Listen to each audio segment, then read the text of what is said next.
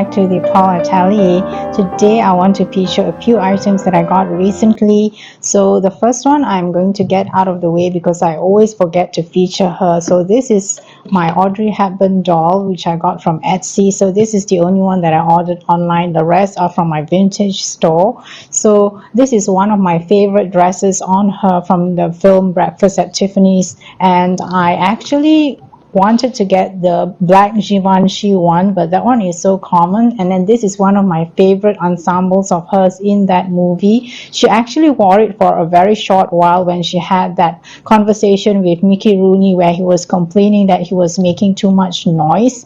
And she's wearing this satin pink ensemble, which is like a 1960s cocktail dress with a matching coat and a matching clutch. And one of the main reasons why I got it also is because she's wearing a pair of earrings. So if you see my doll collection and if you look at the Princess Grace doll as well as the Jacqueline Kennedy doll, one of the main reasons I got them is because they are wearing pearl accessories.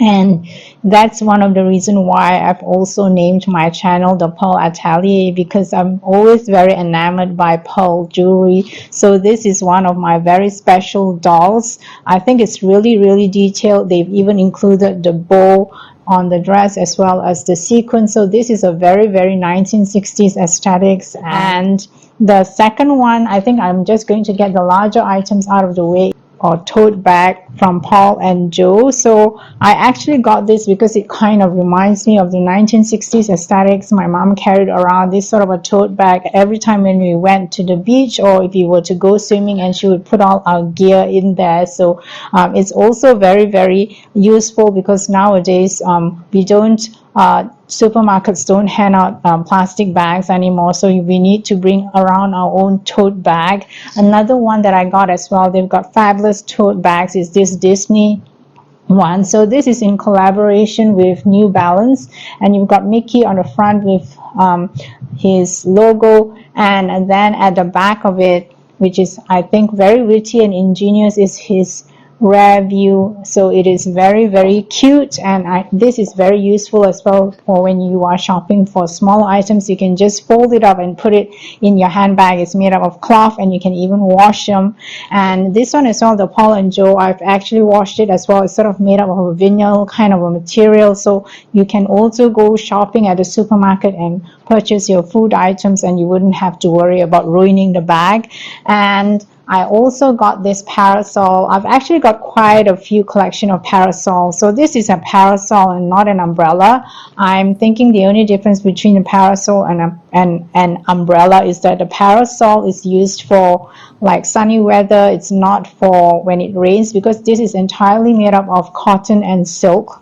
And I got it because it is in a blush pink color, which is one of my favorite shades to have. It's entirely made up of lace and it's got different patterns on it. It's so well designed, and even the hem is like scalloped, and it's got a wooden handle as well as a wooden topper, and the casing as well is entirely made up of the same kind of a material. And that's exactly why I love vintage items, because they are so well made.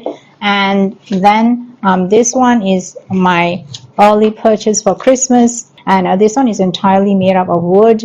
So you can see it's got teddy bears all over with the star and the teddy bears and with the drum, and you don't have to worry about dust settling in because you can just rub it and just reuse it again. So I feel this is so well made and so vintage.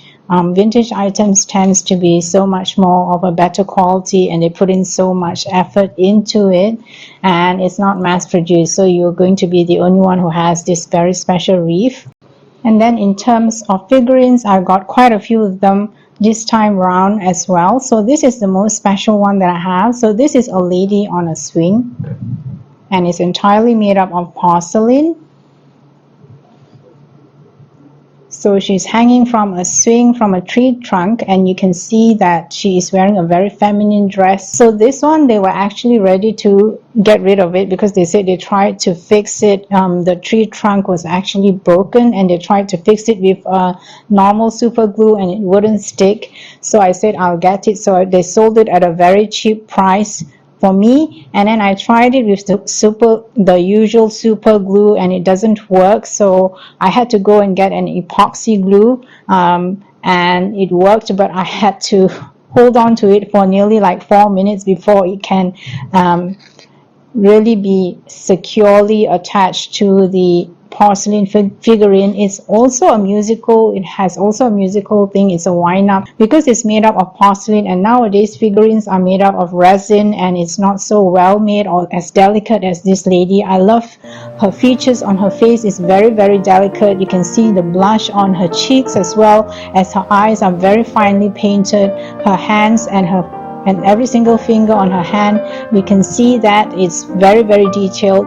And also the lace on her dress, I know for a fact that they actually use real lace when they burn it, and there's a technique for it, and so it looks exactly like real lace. So it's very, very delicately done and very beautiful. So I'm really glad to be able to have her, and she's wearing this very lovely